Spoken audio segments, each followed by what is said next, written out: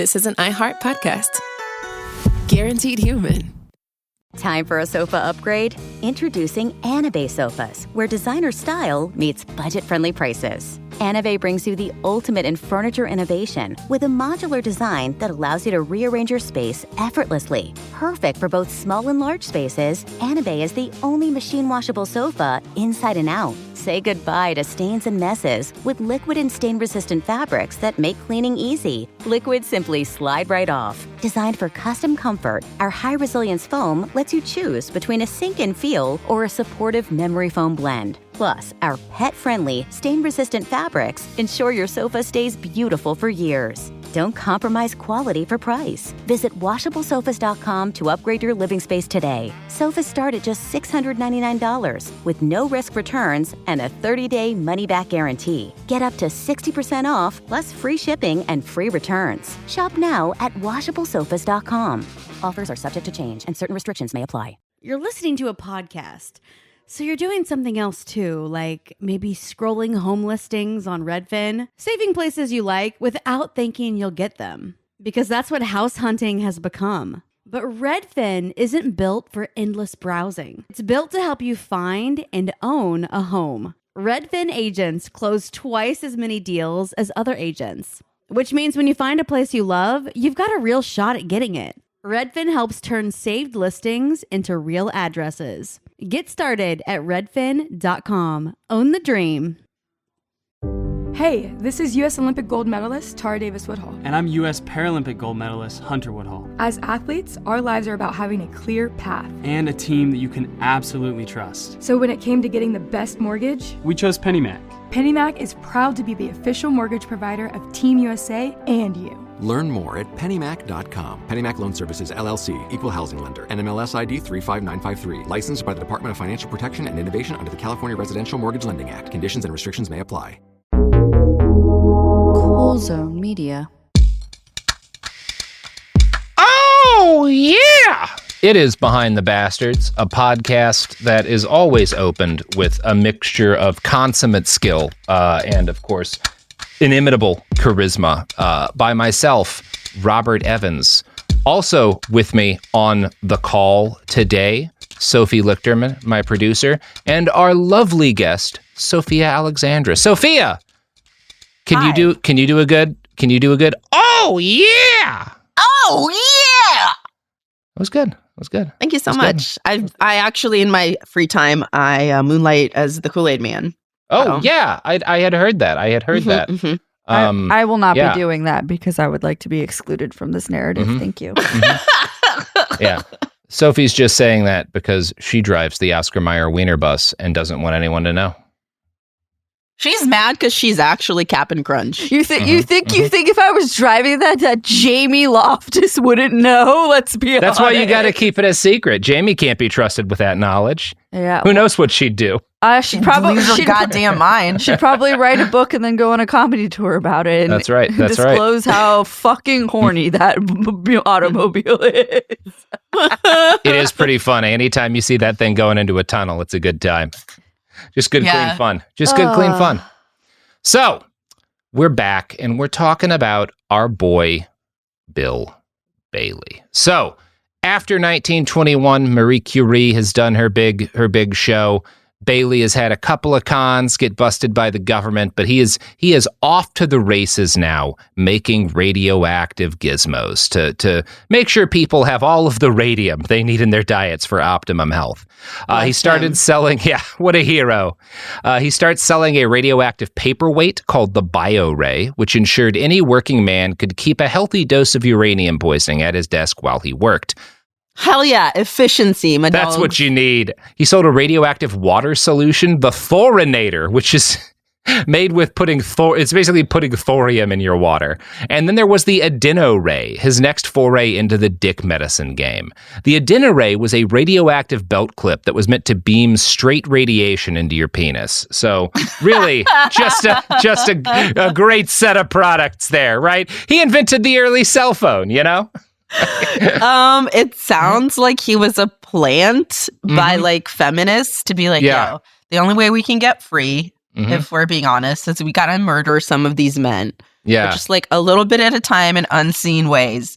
Like, oh, you know how they get to go outside the house and work? Mm-hmm. I propose you put one in a paperweight. Enjoy your work, bitch. You know what else they love? Belts. Let's throw some in there, you know? It's so fucking... Like, I keep thinking about, you know, there's like some of these weirdo right-wing guys will like flip out every now. Sperm counts are lower than ever in the West. And, you know, like, man, we made it through the era where people were just shooting straight thorium into their penises. Like, it's fine. We'll make it through microplastics as a species. I'm not worried, you know? Not that there's not health consequences, but people aren't going to stop breeding just because we've poisoned ourselves. We do that a lot. No, fucking intensifies the more we actually feel like life is being slowly poisoned or quickly. Everything's fine, folks. So Bailey's products were not cheap, and you might view him as the same kind of dude as like the supplement salesmen who sponsor like InfoWars and shit with their Alpha Brain supplements. And this shit is not cheap. His dick cancerizer cost like $1,000. So the primary victims... in old-timey money? Yeah, in old-timey money. So like...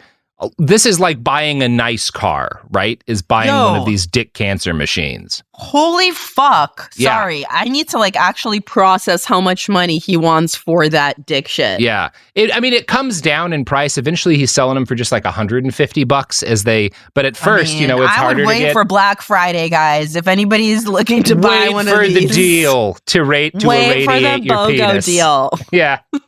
Once people start dying, you'll be able to irradiate your dick a lot cheaper, folks, you know? So by this point, his first company, Associated Radium Chemists, had been busted by the Department of Agriculture for false advertising. So this man has now been busted by different government agencies 3 times. I think 3 different agencies. I think it's the FDA, the FTC, and now the DOA have all like gone after him for various scams. Nothing stops him. That's the EGOT of criminals right there. Yeah. He has done the fucking patent medication con man version of an EGOT. Yeah, that's great. So he starts, he forms another company. He starts making new pills. He makes linarium, which sounds like it was basically radioactive icy hot, and thorone, which is just a dick pill made out of thorium, right? It's just a thorium dick pill. What's wrong with me that when you said icy hot was some radium or whatever, I was like, that sounds kind of good. Sounds kind of dope. I bet it felt good, right? I bet it felt good. That's all I'll say. He had founded 2 new companies by this point. The Thorone Company, named after his dick pills, was mostly thorium-based supplements, which he promised were good for all glandular, metabolism, and faulty chemistry conditions. He also sold the Radio Endocrinator, a gold-plated radium harness that you could use in several ways. One around the neck, it would rejuvenate your thyroid, and around the midsection, it would irradiate your adrenals or ovaries. The Radio Endocrinator, he claimed, gave off gamma rays that would ionize the endocrine glands.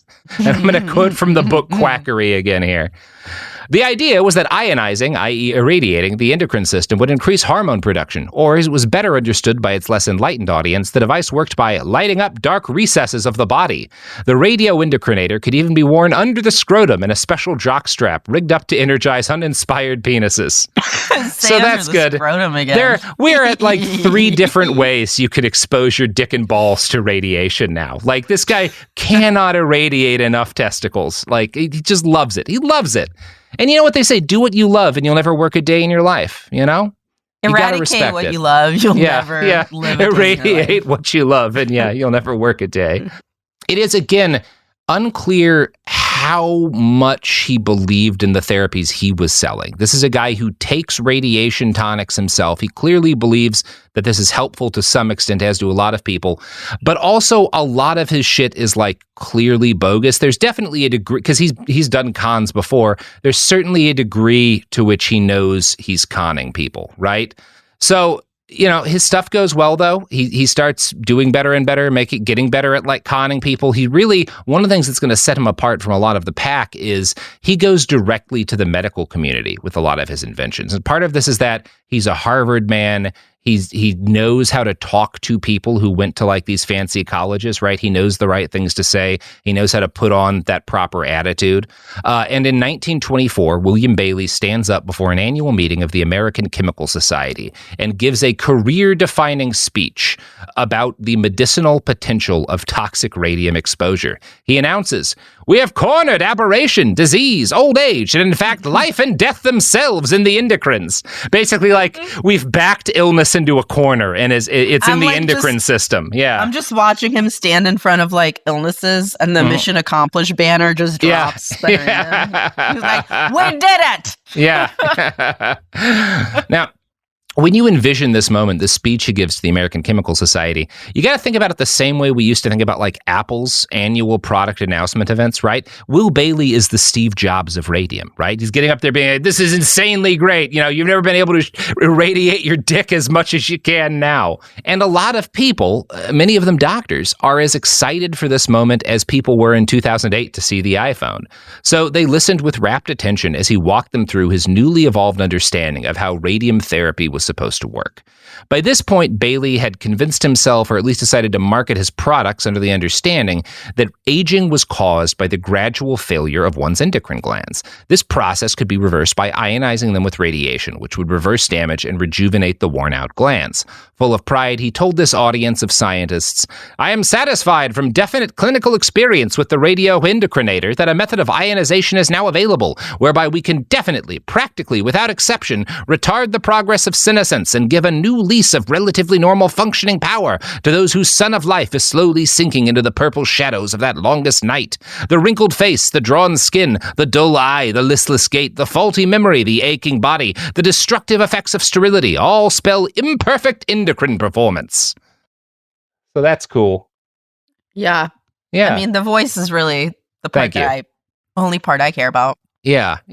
I do always enjoy when I get a chance to take that bad boy out for a spin. So that is some grade A scientific mumbo jumble, right? Just unparalleled nonsense, but it's sold to his audience. Part of this is I haven't heard you mention toxins. I'd like to know how many toxins are actually going to be leaving my body. Yeah. So what's the toxin situation?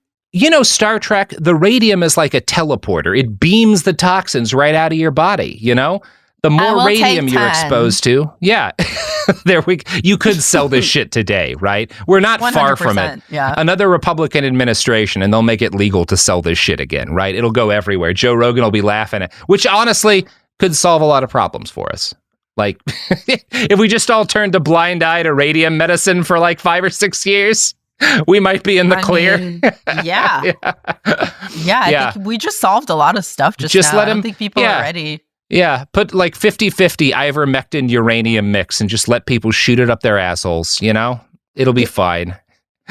So, this shit, this nonsense Bailey's putting out, it sells to his audience. And part of why, again, these are all real scientists, part of why they believe in what he's saying is they think that William Bailey is a scientist like them, right? By this point, he was not just pretending to have graduated from Harvard, but he'd started claiming that he'd went on to do graduate work at a prestigious college in London and become a PhD, right? He's claiming to be a doctor now. Now, again, in reality, his Harvard admission exam, he got kind of mid grades on, and all of his worst grades were in like scientific fields, engineering and physics. Not only is he not a doctor, but this is specifically the shit he's bad at, right? It's like me selling accounting software. Yeah, exactly. I'm like, I'll do your taxes. Yeah. I'm like, if you want to know what to do with your money, maybe talk to me, who when someone says stocks, I just picture a folder and you open it and it's empty. Yeah, I'm imagining me at like a Jordan Belfort at the end of like when he's doing those big seminars at the end of Wolf of Wall Street. I'm just up in front of a crowd. Folks, you're hearing a lot of things about what you can do with your money. Put it into a 401k, a high yield investment fund. No. I want to walk you through the real way to get rich. Bury it in a big hole. That's right, the big hole method for just $20,000. I will walk you through everything you need to do to dig a big hole in your yard and bury all your money in it. You know, this is what Warren Buffett does. This is what Bill Gates is doing. That's why Bill Gates bought all that farmland. He needs more holes. You know what else? For a very small monthly fee, I will let you keep your money in my big hole. That's right. That's right. You put all your money in my hole, and I promise it'll still be there when you need it. That's right. And it won't smell weird or anything. That's right. Yes.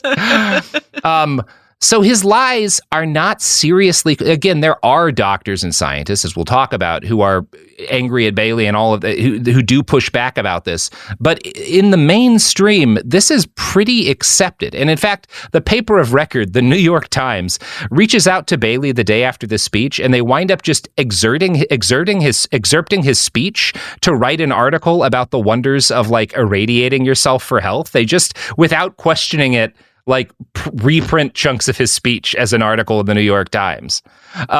So he's doing great by 1925. Bailey moves his headquarters to East Orange, New Jersey, and he launches yet another company, the Bailey Radium Laboratories. It was through this company that he would produce his masterpiece, Radathor. This was a pre-bottled radiation-infused beverage. Basically, it's vitamin water if you put a couple Hiroshima's worth of rads inside it. So he had the ear of a decent chunk of the scientific community and a lot of credulous journalists. And as a result, Bailey decides he's going to do something new to advertise Radathor. Rather than like these standard patent med ads, I mean, I think he's doing these too, but he starts advertising specifically in like medical journals and publications, right? And this part is actually pretty brilliant. He's kind of on the cutting edge here. He's aware at this point the FTC and the FDA are looking at him and guys like him, right? Putting out specific health claims in like a scientific journal would get him in trouble. He can't do that, but he wants scientific legitimacy. And so he realizes if I just publish research, or at least articles that look like research, talking in general about radium therapy and how radium affects the human body, but without making claims about my products, if I'm just publishing research on radium and it's attached to the name of my company, that acts as an advertisement. But I'm not in danger with the FTC, right? They can't come after me for that. Yeah, he's smart. This is an innovation, right? Profesh. Yeah.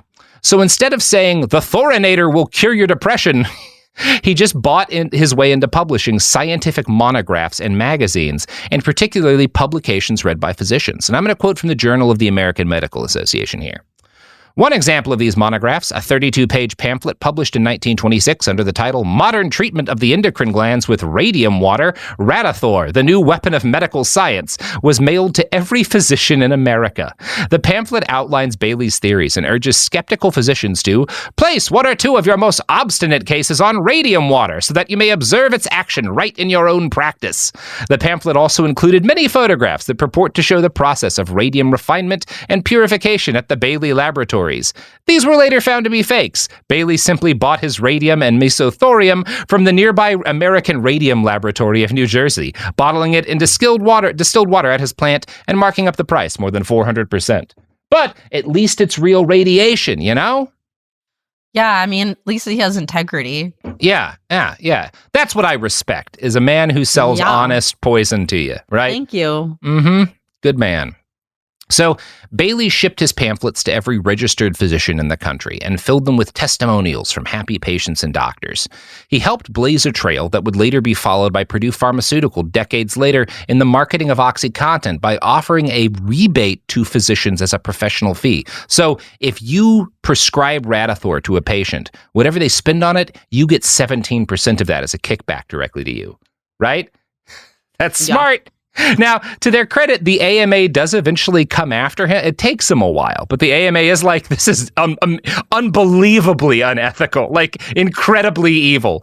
But it works really well. And again, some of these doctors are prescribing the equivalent of like hundreds or thousands of doses per patient. So there is good money in this shit, especially because a lot of these patients are rich, right? Like you are milking the rich by poisoning them with radiation, which like, not necessarily always bad, right? You know?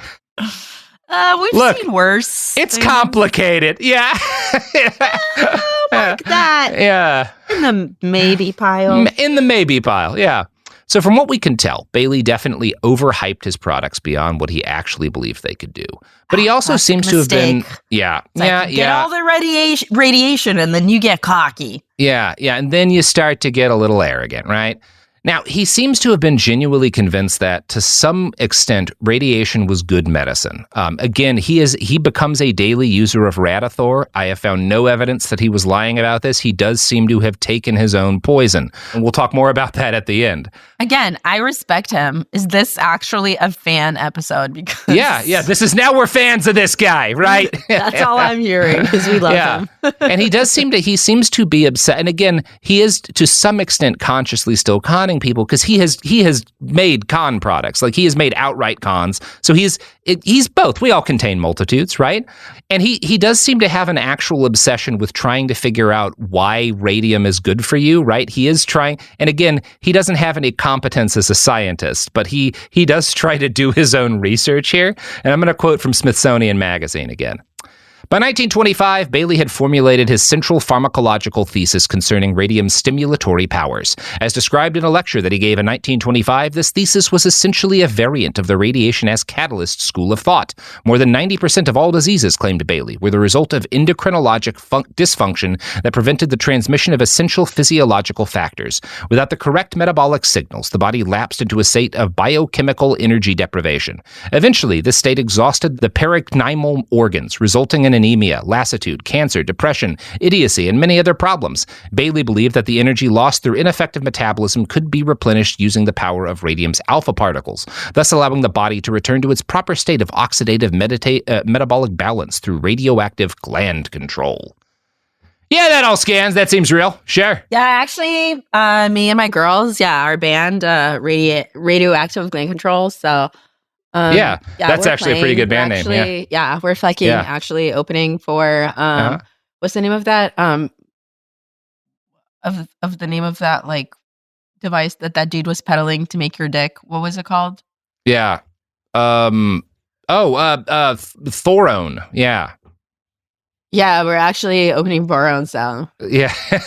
Yeah. And speaking of irradiating your dick again, you can buy some dick pills that probably aren't radioactive if you listen to these ads. Time for a sofa upgrade? Introducing Anabay sofas, where designer style meets budget-friendly prices. Anabay brings you the ultimate in furniture innovation with a modular design that allows you to rearrange your space effortlessly. Perfect for both small and large spaces, Anabay is the only machine-washable sofa inside and out. Say goodbye to stains and messes with liquid and stain-resistant fabrics that make cleaning easy. Liquid simply slide right off. Designed for custom comfort, our high-resilience foam lets you choose between a sink-in feel or a supportive memory foam blend. Plus, our pet-friendly, stain-resistant fabrics ensure your sofa stays beautiful for years. Don't compromise quality for price. Visit washablesofas.com to upgrade your living space today. Sofas start at just $699 with no risk returns and a 30-day money-back guarantee. Get up to 60% off, plus free shipping and free returns. Shop now at washablesofas.com. Offers are subject to change and certain restrictions may apply. This is Bethany Frankel from Just Be with Bethany Frankel. Let me be blunt. Most dog food is junk. It just is. And I'm not feeding junk to Biggie and Smalls. That is why they eat Just Food for Dogs. It's real, 100% human-grade food with ingredients I actually recognize, not mystery pellets pretending to be healthy. And once I switched, the difference was obvious. Better digestion, better skin, more energy, dogs who actually feel good instead of just surviving dinner. Here's the thing. You care about quality. You make an intentional choice to be healthy. So why are you gambling with your dog's health? So let's think about our furry babies. Go to justfoodfordogs.com right now and get 50% off your first box. No code, just try it. Because once you see the difference, you're not going back. The new Chicken Bacon Ranch Street Chalupas at Taco Bell. You can't get just one. Okay, so that's not like some marketing hyperbole. You literally can't get just one. They come in twos. So like, if you want just one, you're going to need to find a friend who loves slow-roasted chicken, bacon, and avocado ranch sauce. Or a friend of a friend, or have an awkward conversation with a complete stranger to see if they're obsessed with chicken, bacon, and avocado ranch. Or you could just like eat them both because you're obsessed with slow-roasted chicken, bacon. Okay, you get the idea. The new Chicken Bacon Ranch Street Chalupas at Taco Bell. At participating Taco Bell U.S. locations for a limited time while supplies last.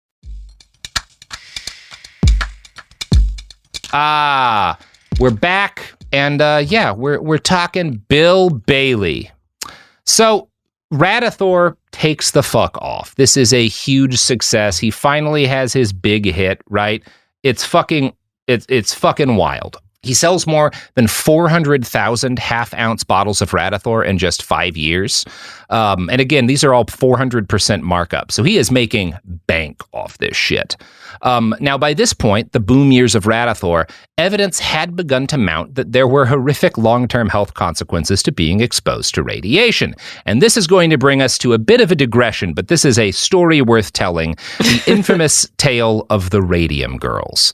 I think a lot of people are broadly aware of this, which is why I didn't make it the whole focus, but this is a wild ass story. It is laid out in gripping detail by author Kate Moore in her book, The Radium Girls. I was like, why do I know that? I think people have heard this, and the Radium Girl story is a standard story of an evil corporation abusing its workers for profit, when they should have known better and ultimately killing them. It's very shady.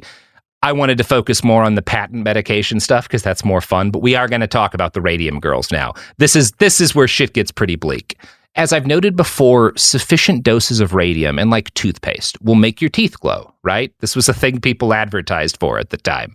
This meant that radium, because it can glow, has the potential practical uses. You can make stuff like watches and dials that need to glow in the dark glow, right? For planes, for military equipment, right? For industrial equipment, and it's useful if you have a watch that can glow in the dark, right? You don't have to turn a light on. Road divider or whatever. Yeah, a road divider, a compass, right? All of the different things you need if you're firing artillery in the night or some shit. So obviously there's a military application. A lot of this takes off, radium dial painting takes off as an industry when we get into World War I, because there's a sudden demand for the equipment that they need to be able to have dials lit up on. And this is a demanding job, right? You cannot, if you are working on stuff that's going to be military, it's going to be used to drop bombs and fire shells at people, it has to be precise, right? You have to be accurately putting everything on. So that is, a job that has to be done by skilled workers. And there's no other way to apply this stuff than by hand, right? It has to be done by hand. And women with tiny hands were generally seen to be the best at this job, right? So dial painting becomes... God, Robert, just fucking text me next time. You don't need to invite me to the pod to just fucking compliment me like this. Mm-hmm. You would have been a great Radium Girl. Although girl, you have those Radium Girl hands. You got those Radium Girl hands. You don't want to have those because it does not end well for them. But this is considered an incredible job for a while, right? It has a reputation for being the elite job of poor working girls because it pays 3 times normal factory wages. Kate Moore notes that dial painters were in the top 5% of female workers nationally when it came to compensation. So this is seen for ambitious poor young women. This is how you get a leg up. This is how you can escape poverty, right? Which is, again, why this is a lot less fun than selling radioactive poison to rich people. Because these jobs are so good, the first women who get them guard them jealously, often recruiting close friends, and they keep it in the family, right? They're if there's an opening, I'm going to make sure my sister, my aunt, my niece gets the job, rather than somebody off the street. And so one of the things that's going to be devastating about this is that often factories will have multiple sisters, all the sisters in a family working side by side on the production line, and one guess as to how their lives end, right? Other workers at the factory, and this is very important, the Radium Girls are not wearing any kind of PPE. They are exposed directly physically through their skin with a mix of radium and paint, right? It's mixed into a powder and then turned into a paint, basically. They have no protective gear. The workers at the factory that is making the paint, that's mixing these pigments that are processing raw radium, they wear protective gear, right? They've got lead aprons. They're wearing gloves. They they're understand. Probably men, though, and so they matter. They in fact are men. Yeah, they matter. That's obvious. What are we going to be wasting safety equipment on fucking vaginas? Dumbasses. That is a big part. That is a big part of what's going on. But it's interesting. That's not all of it. As we'll talk about, a lot of these men are insanely reckless with this stuff in ways that kind of confuse me because they do know it's dangerous. They're covering up the dangers for the women, but they are also taking risks with this shit. I don't fully get some of it. You get the feeling, I think, radium and uranium and shit, when people first started fucking with it, I think it kind of, there's a high. I don't know if it's an actual physical high that it affects your brain, but because of all of the buzz around this, because of how new and exciting it is, it deranges people. a little bit. I don't know that I don't think there's like a medical or pharmacological. I think it's a psychological thing, but it does appear to be. We'll talk about this in a bit, but that does appear to be happening. Well, I love that you mentioned that. You mentioned in the first half. Yeah. But I was thinking, like, since the life expectancy is so not great, like, how many studies could there have been possibly done? Oh, there's none at this point, right? Right? No. Like, for somebody, like, you might absolutely be 100% correct. Like, how would you check that? Yeah. I mean, they know that it can kill you just because, like, pure radium will, like, burn people. People have died as a result of that. But the idea that, like, tiny amounts, like, for one thing, it hasn't been being used long enough that people who are being exposed constantly to smaller doses aren't getting cancer yet. So you can't really, like, it's just not it wasn't immediately clear. Although, as we'll talk about, they did know enough that they should have been taking precautions, right? Yeah. But they certainly don't know nearly as much as we know now, right? And part of why they're not giving these girls PPE is that the paint used by the radium girls is so diluted. They're like, this is not enough to be dangerous. And again, part of how they're thinking about this, they're not thinking about this the way we think about radiation, which is like, yeah, you want to be exposed to as little radiation as possible, right? They're thinking about it as, well, in high doses, super concentrated, radium can be very dangerous to people, but in lower doses, it's a medicine. It treats these different illnesses. So it's like, they're thinking about it the way we think of aspirin, right? Obviously, if you were to, like, chow down on a brick of aspirin, you would get very sick. But if you take a pill when you've got a headache or whatever, you feel better, That's kind of how they're thinking about this, right? So they're like, well, in these doses, it's not going to hurt these girls, right? Now, obviously, this is absurd, as Kate Moore writes in a column for BuzzFeed. Radium's luminosity was part of its allure, and the dial painters soon became known as the Ghost Girls because by the time they finished their shifts, they themselves would glow in the dark. They made the most of the perk, wearing their good dresses to the plant so they'd shine in the dance halls at night, and even painting radium onto their teeth for a smile that would knock the suitors dead. Grace and her colleagues obediently followed the technique they'd been taught for the painstaking handiwork of painting the tiny dials, some of which were only 3.5 centimeters wide. The girls were instructed to slip their paintbrushes between their lips to make a fine point, a practice called lip pointing, or lip dip paint routine, as playwright Melanie Marnick later described it. Every time the girls raised the brushes to their mouths, they swallowed a little bit of the glowing green paint. So that's great. That's good. Cool. Yeah. Now, one of the women who instructed Grace in this technique later recalled to an interviewer, the first thing we asked was, does this stuff hurt you? Naturally, you don't want to put anything in your mouth that is going to hurt you. Mr. Savoy, the manager, said it wasn't dangerous, that we didn't need to be afraid. Now, this was a lie. Even giving the incomplete understanding of radiation at the time, they knew enough to know that there was a danger to the jobs. These women, again, the men handling radium in labs are wearing lead aprons and, tongs and shit. These women are not even warned that those precautions exist, right? They're not being told that, like, there is an amount of radium that's dangerous, because that's common knowledge to scientists, but to lay people, there's no knowledge that there's any danger to this stuff. It's, like, widespread. And, like, so even though I think a lot of these guys legitimately believed they were not being exposed to enough to hurt them, these women were not being told that there are any potential dangers to radium, which, like, is irresponsible. It's particularly bad because the founder of the U.S. Radium Corporation, which employed the Radium Girls, was a scientist named Sabine von Sochocki. He literally invented the paint that they used, and he was aware of the dangers of radium, even in smaller quantities. Again, this is not just some businessman who, like, adopts this because it's good money. This is a scientist. He had worked personally with the Curies in the earliest radium research. He had seen radiation burns, and he had been injured by radiation himself. And I'm going to quote from the Radium Girls here.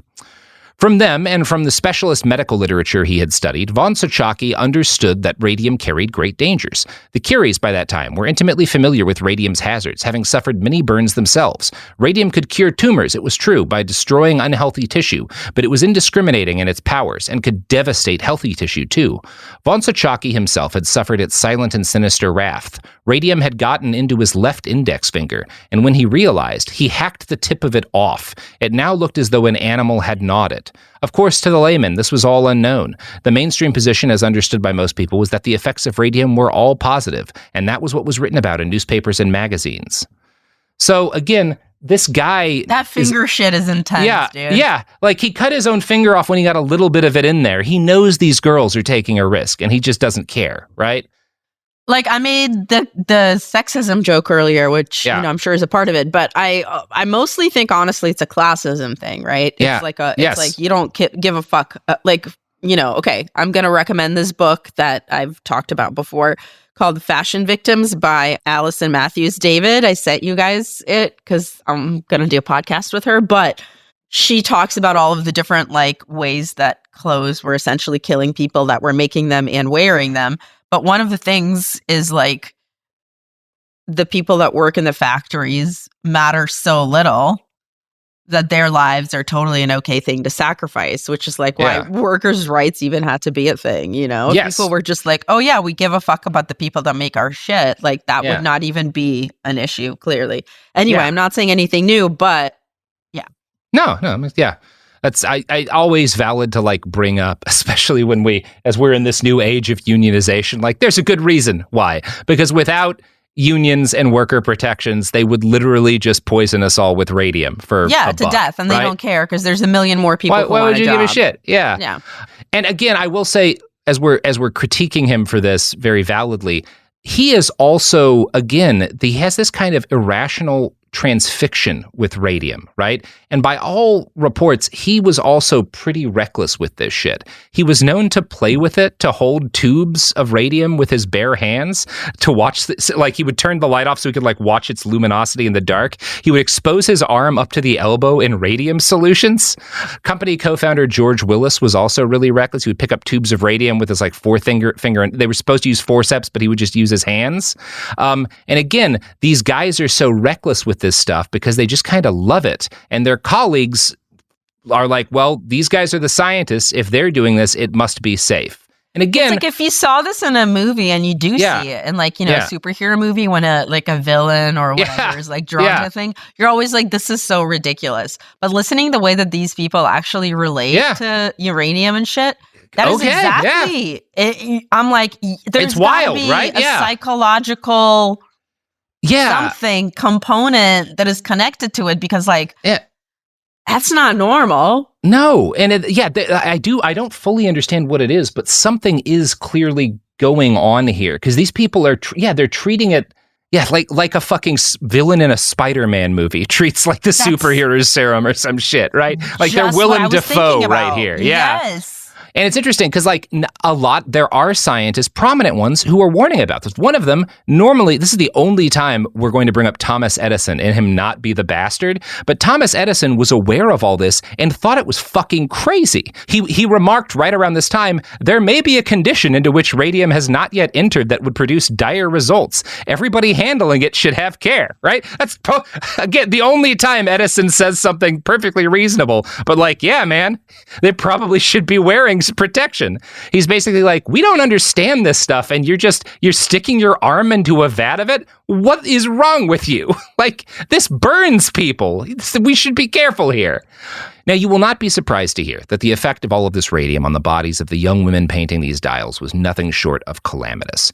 The radium that they had eaten particularly settled inside their bodies and basically honeycombs their bones with radiation. It is drilling holes inside their bones like Swiss cheese. This kills their marrow and it causes their bodies to literally collapse in on it themselves like a dying star. One worker, this young woman named Grace, her spine is crushed. She is given a bracelet. Basically, her spine just crumbles inside of her.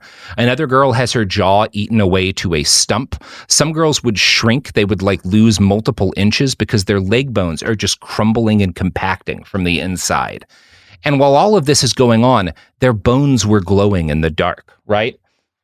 So fucked up. It is, some of these women first realized they were sick when they would see their own bones glowing back at them in the mirror. What the fuck? Yeah, it's insane. And we've got a picture here.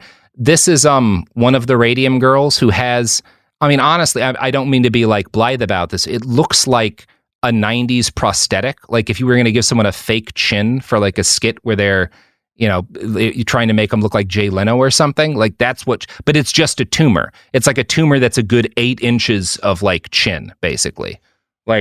It's probably even more, and it's also gruesome. Very girthy. It's really thick. So wild. It is. It's more like the mass of a brick that's just stuck under her jaw.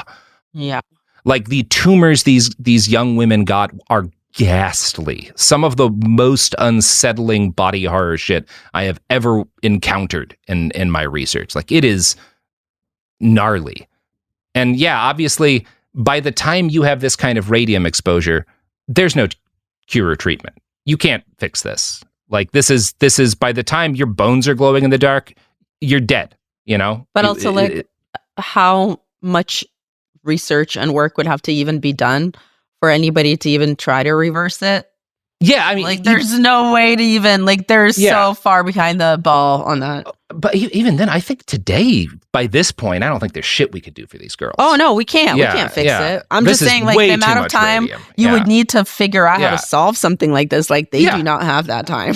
Yeah, no, absolutely not. Like this is a death sentence. And they, you know, these are not dumb people, these women. Like they realize as soon as they don't know what radiation poisoning is because it's not really well known at that point, but they know by the time your bones are crumbling inside of you, well, I'm going to die, right? They are not possessed of like irrational like hope here. You know, they're very aware like, oh my God, my job has fucking killed me. I was lied to, right?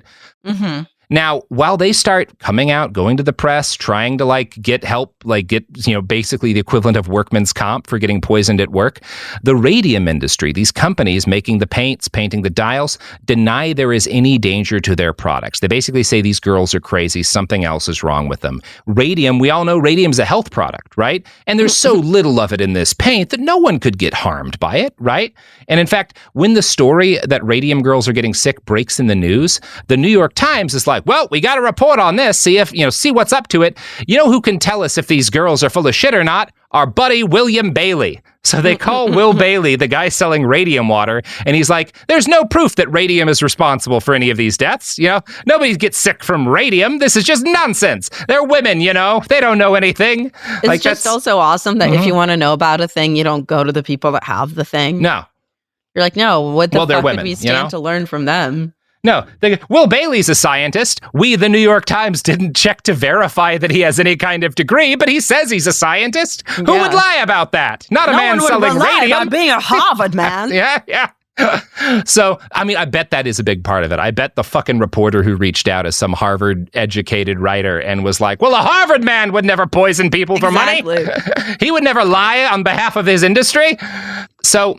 Now, I will say, again, a lot of the doctors and stuff we're talking about this are not good people. There are these girls, you know, when they get sick, this is horrifying. And the physicians who are seeing them and realizing what's happened are horrifying. And some very brave, crusading physicians basically go to bat against a significant chunk of the medical industry and against the radium industry to like try to not just get justice for these girls, because to an extent that's impossible, but to try and stop people from being exposed to radium, right? Because they realize, oh, if these girls are getting sick from radium paint, all of these products on their shelves are full of radium. Potentially got tens of thousands, hundreds of thousands of people could be getting sick. We have to stop this shit, right? And the radium girls, though, I will say, you know, these doctors, a lot of these doctors, they testify, they are great. The primary response to this attempt to kind of bring it into this industry is centered around these radium girls who are actively dying and basically organize a very effective crusade to bring their employer to some sort of justice and to put a stop to this shit. And these, again, this is an incredibly heroic story. These girls are aware we cannot be saved, right? We are doing this to stop other people from getting sick and dying. Grace Fryer, who was one of the radium girls, said at the time, "It is not for myself I care. I am thinking more of the hundreds of girls to whom this may serve as an example." Kate Moore writes, quote, "It was Grace who led their fight, determined to find a lawyer even after countless attorneys turned her down, either disbelieving the women's claims, running scared from powerful radium corporations, or being unprepared to fight a legal battle that demanded the overturn of existing legislation. At the time, radium poisoning was not a compensable disease. It hadn't even been discovered until the girls got sick. And the women were also stymied by the statute of limitations, which ruled that victims of occupational poisoning had to bring their legal cases within 2 years. Radium poisoning was insidious, so most girls did not start to sicken until at least 5 years after they started work. They were trapped in a vicious legal circle that seemingly could not be squared. But Grace was the daughter of a union delegate, and she was determined to hold a clearly guilty firm to account. Eventually, in 1927, a smart young lawyer named Raymond Barry accepted their case, and Grace, along with 4 colleagues, found herself at the center of an internationally famous courtroom drama. By now, however, time was running out. The women had been given just 4 months to live, and the company seemed intent on dragging out the legal proceedings. As a consequence, Grace and her friends were forced to settle out of court, but they had raised the profile of radium poisoning, just as Grace had planned. And, this is, again, they're not able to take the radium girls, this first group of them, Grace, they're not able to take this case as far as they want to because they don't have much time. But they settle, they get money for their families, and this becomes an international story. And so thousands, hundreds, at least hundreds of other women, and I also assume an equal number of men at least, working in various industries with radium, find out for the first time that this shit is dangerous, right? And it is... this is like a horror movie scene, right? As these stories start to come out and they're being read in offices where people are using radium paint and doing other shit with radium, right? One came in after brushing their teeth with radium. with their radium toothpaste. Yeah. Everyone's just looking at their glass of radium water being like, oh no.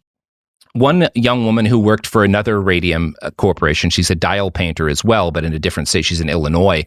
Catherine Wolfe later recalled, "There were meetings at our plant that bordered on riots. The chill of fear was so depressing that we could scarcely work." And now I bet you're wondering, why the fuck would you keep working after you learn this? Well, you got to keep in mind, a lot of this shit is breaking right at the start of the Great Depression, right? And in the middle of the Great Depression. And so people are suddenly aware, oh my God, this is killing me. But also, what'll kill my family is if I can't buy food for my kids that I'm a single mother to suddenly. If we get shit pushed out on the street when there are no other jobs. So this is it's an impossible situation, right? You don't want to die of cancer, but also starvation's right around the corner. Starvation's right there too. Yeah, it's fucked up. So real bummer. But you know what's not a bummer, Sofiya? These goods and services. These goods and services. That's not a bummer at all. Just a good time. So have some products, folks. Righto.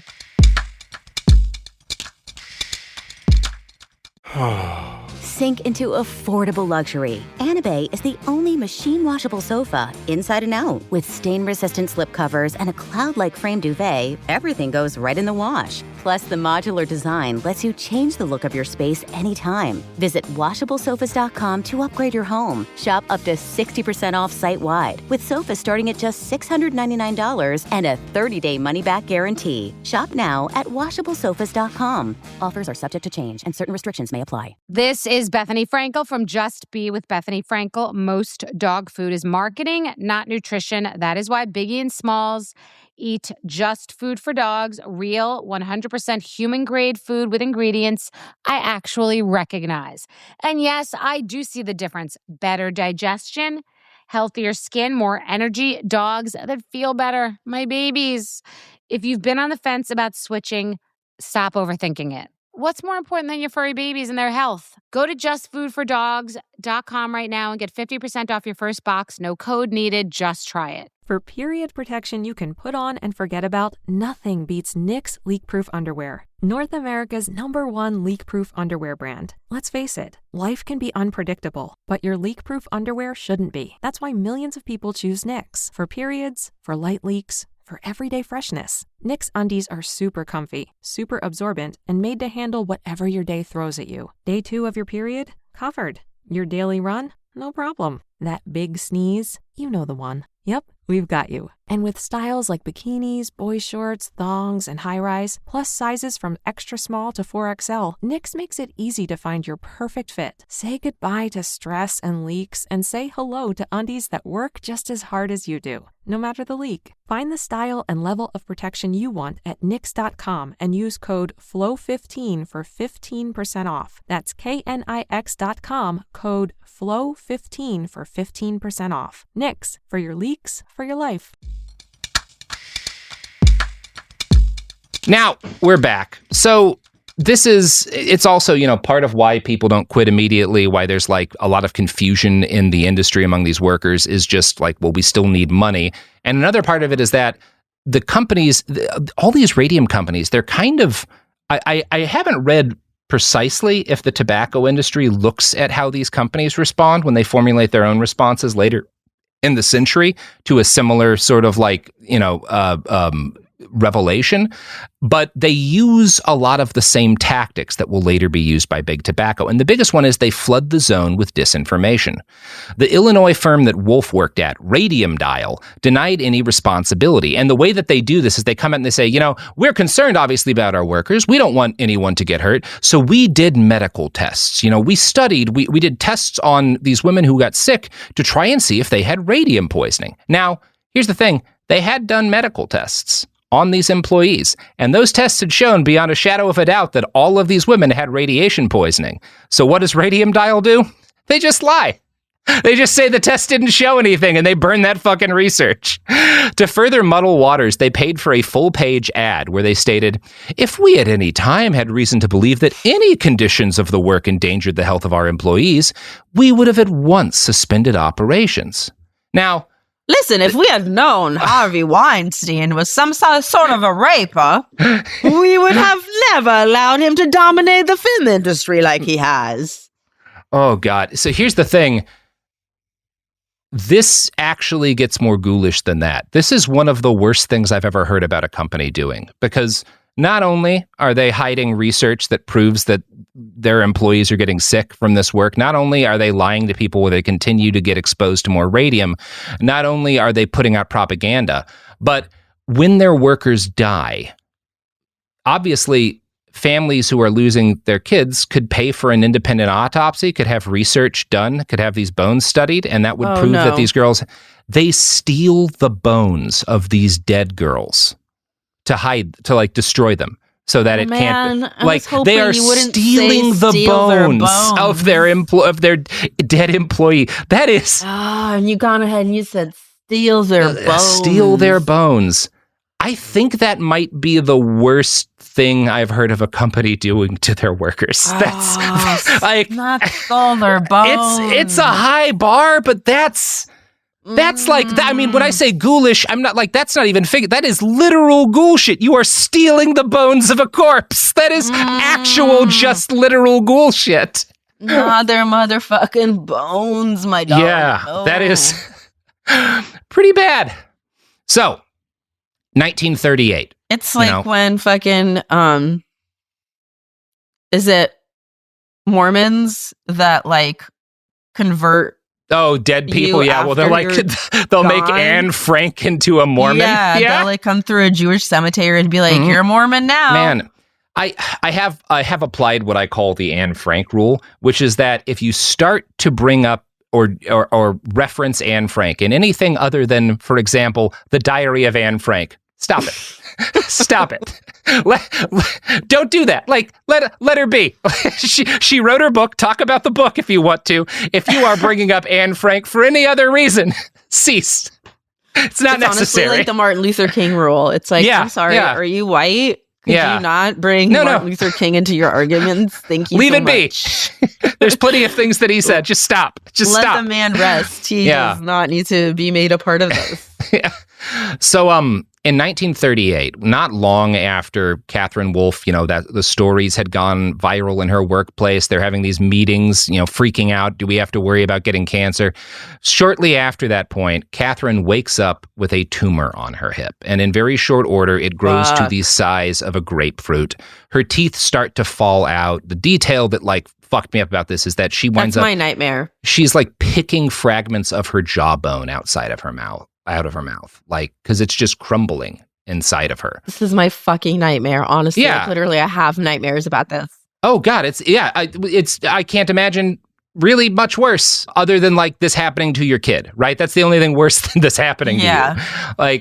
And I don't think I would be a functional person if I were going through this. Catherine launches a fucking war on her employer, while she is literally pulling fragments of her own jaw out of her head on a daily basis. Her body is rotting on her. She fucking organizes a legal campaign against them. She sues. Bad bitch. She's fucking all of these ladies are fucking awesome. She sues her employer, which is one of, and this is like, not only is this not easy because they have a lot of money, but her neighbors start coming after her when she sues the radium dial company because it's the Great Depression. There's not a lot of other employers. So they're like, you're threatening everyone's ability to make a living, right? They don't care that they're in danger too. I want my husband to go to the job that's killing him. Yeah, exactly. Catherine does not let this stop her. She testifies before a judge. The court case goes through again. The company tries to delay it. She gets too sick to go into court. And so they have the judge and the lawyers show up to her house. She gives her testimony on her deathbed. And she and her lawyer, Leonard Grossman, win their case. The horrific story of the Radium Girls builds popular support for a whole raft of new regulations. A lot of our workers' regulations come out of the backlash to what happened to these girls. And in fact, Catherine and this whole the series of court cases launched by the Radium Girls are a major factor in the establishment of OSHA, right? This is a big part of how we get OSHA. And, it is obviously does not save any of these young women, but they are continuing to save lives to this day. Before OSHA, about 14,000 Americans died on the job every year. And again, this is like when the country's a third the size that it is now. Today, about 4,500 workers die on the job every year, right? Still too many, but that is the huge improvement. These girls saved a lot of lives, while losing their own. It's as admirable a story as I've ever heard. Heroes. So that is a long digression from the story of William Bailey, although he did tie into this. He's giving comments to the New York Times. But you can't really talk about radium poisoning without talking about the Radium Girls, nor should you. So one crucial difference here between what the Radium Dial Corporation and these other radium companies that these girls work at is doing and what Bailey is doing is that the death toll of the Radium Dial companies is very well documented because we have all these women who go to work there and they get sick and we know they died, and we know it was because of the radium that they were exposed to at work. We don't know how many people died or were maimed as a result of all of the radiation they got from Will Bailey's products. Because number one, it's a lower dose than the Radium Dial girls are getting, but they're taking it sometimes. Some of these people are taking it for years, and then maybe 10 years later they get a cancer. And they were a smoker too. Now, of course, we know that if you're a smoker, you're going to get more lung cancer faster if you're also exposed to radium, right? It is not known. We'll never know how many people died because of this guy's stuff, but tens of thousands of people are taking the radium products that he makes, maybe more. I think his death toll is significant. I'm guessing this guy's got at least a 9/11 on him, but I don't think it's provable, right? It should also be noted that the Radium Dial Corporation and others were at least manufacturing products that did something, right? They had a function. Bailey is just selling pure snake oil. Whether or not that makes him better or worse is pointless to discuss, but I do think the difference is interesting. It's also worth noting that the progress that came about as a result of the Radium Girls' brave battle was not immediate. As late as 1930, the FDA had taken no serious action against Bailey or his compatriots. And this last court case ends in 1928, right? So there is starting to be backlash building and people agitating to really restrict where this stuff can be used. But in 1930, the FDA is still we don't have any legal basis to go after this guy. Several warnings. The FDA does publish warnings because of, all of these grisly photos of dying dial painters, but they don't really do anything. The FTC is a bit faster on the draw. In 1928, which is the year that Catherine Wolfe sues the Radium Dial Company, they start an investigation into William Bailey's company, right? Particularly into the claims he's making about Radithor. But this takes a while to work its way through the system. But in 1930, 2 years later, they finally charge him with false advertising. Now, unclear if that would have been enough to bring him down. He has enough money at this point to have fought this, but this charge comes across at the same time as another very significant development, which is what's going to actually bring an end to not just Bailey, but this whole industry. And of course, it's a rich white guy getting sick from radium poisoning, right? That's the worst possible That leads outcome. to real fast changes. Mm-hmm. Eben M. Byers is an upper-class athlete. He's a competitive trap shooter, and he was the champion of the U.S. Amateur Golf Tournament in 1907. You didn't say he was that kind of white. That's like he is white on golf white. champion white. He is also the CEO of a metal foundry. He is a millionaire who is famous for his parties and womanizing. Smithsonian Magazine writes that his, quote, suave demeanor and social conquest at nearby girls' schools earned him the nickname Foxy Grandpa. So that's probably something criminal, right? That's probably bad. Ew, Foxy Grandpa? Foxy Grandpa. Yeah, because he's going after women or people who are so young, dude. right? Mm-hmm. I'm not sad this guy winds up dying horribly. Around town? Yeah. Like it is. Bitch, you can't even sing. It is funny that like you have these deeply sympathetic, really incredible people, these radium girls get sick and die, and it slowly brings change. But like the worst man in the world gets sick on radium, and it's this instant fucking backlash. Yeah, seriously, it's like the lacrosse rapist guy. Yeah, and everyone's like, well, now we gotta end radiation. You do have to think of this guy. He's like a Gatsby type, right? Oh, like of course. I pictured Leonardo DiCaprio immediately. Yeah. He's got like horse racing stables in multiple countries. Yeah. You said Foxy Grandpa. I immediately thought Leonardo DiCaprio. Yeah, there you go. So his downfall, Eben Byers' downfall, begins in 1927. He's, attending the annual Harvard-Yale football game, and on his way back, he's got he owns a private train car. He's like partying with his friends, and he falls drunkenly off of his top bunk and injures his arm. He thinks it's just like a sprain or something, but the pain doesn't leave him. He goes to a bunch of doctors. He takes different treatments for weeks, all these different physical therapies, and months go by, and it's still this chronic pain. He can't play golf anymore, and the constant pain makes it hard. He can't get erections anymore. So he's like, I'll do anything to deal with this pain. He's like, 1, no golf, 2, no more trap shooting. Yeah. And 3, no more pussy. I will kill myself. Yeah, you have to fix me, doc. So he's got all this money. He shops around for doctors until he finds one named Charles Moyer. Now, Moyer is one of these doctors who is aware of Bailey's kickback program on Radithor and is like, well, if I get this rich guy to take a shitload of Radithor, I'm getting a couple of points off of each bottle he buys, right? So Byers tries this stuff. He says, hey, try this Radithor shit. It'll cure you. Byers tries it and he likes it, right? He feels energized. He starts feeling like his old self again. He can get hard. He can play golf. Again, I don't know. Is this the placebo effect? Did he just finally was his arm just actually healing?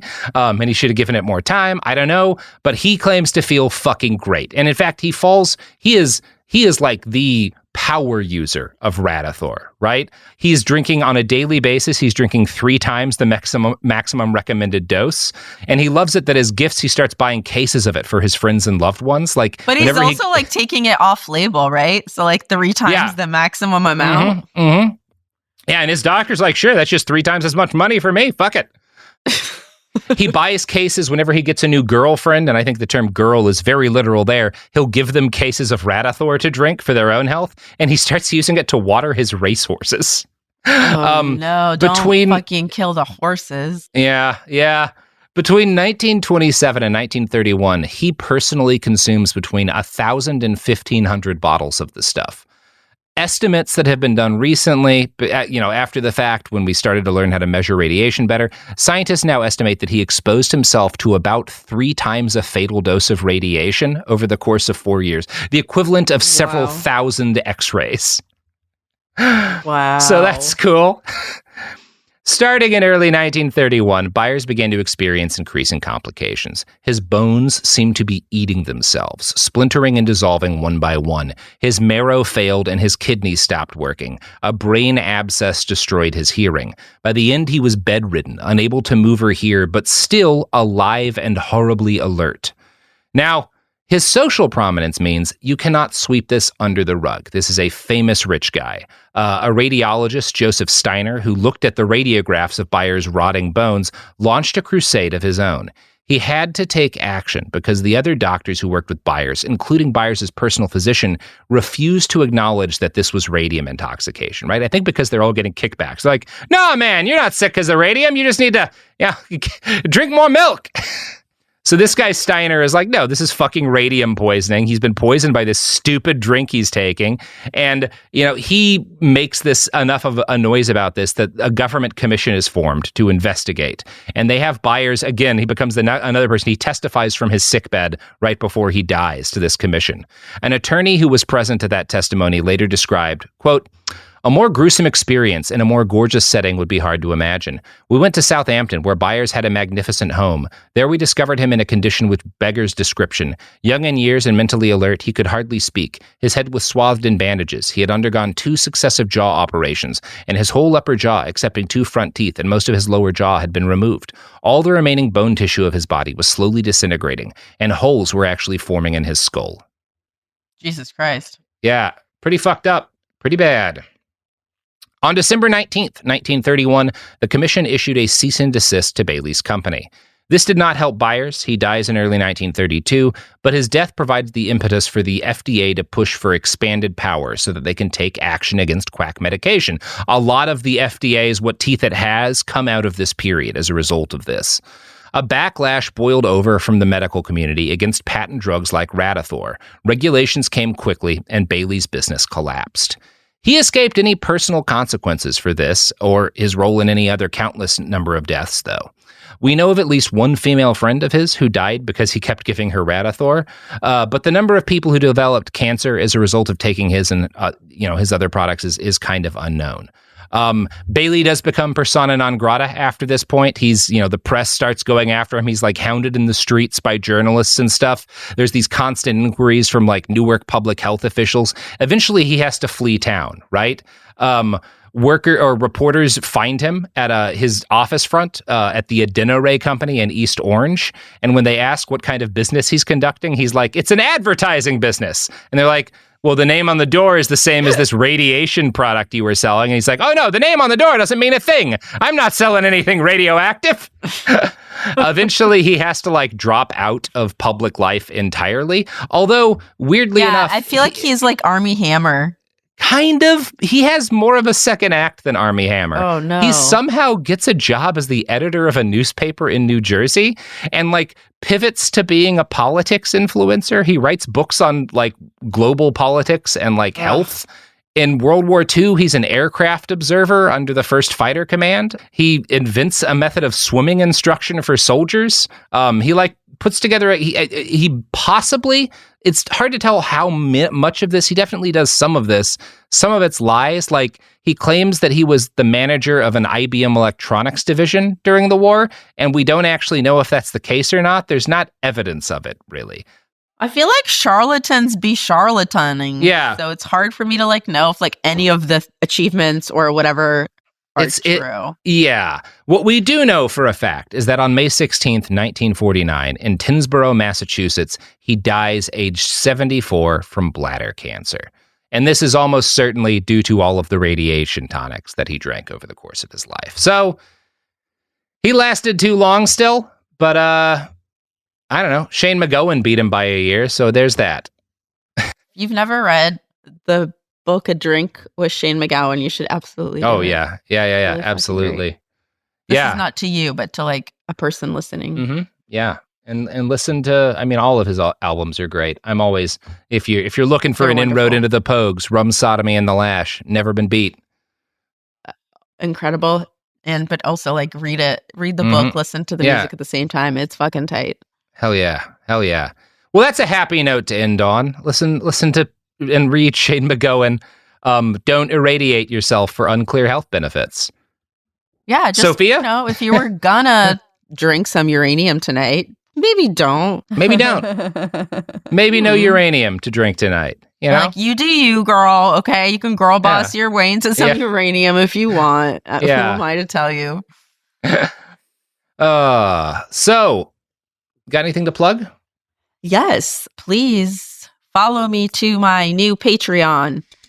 Patreon.com/Sofiya Alexandra. And You can read my writing there, and you can look at pictures and stuff and watch videos.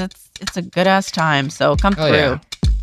Yeah, come through, check it out, and go to hell. I love you. We all love you. Take care of yourself, unless you're Bill Bailey. Okay, bye. Unless you're Bill Bailey. Yeah. Behind the Bastards is a production of Cool Zone Media. For more from Cool Zone Media, visit our website, coolzonemedia.com, or check us out on the iHeartRadio app, Apple Podcasts, or wherever you get your podcasts.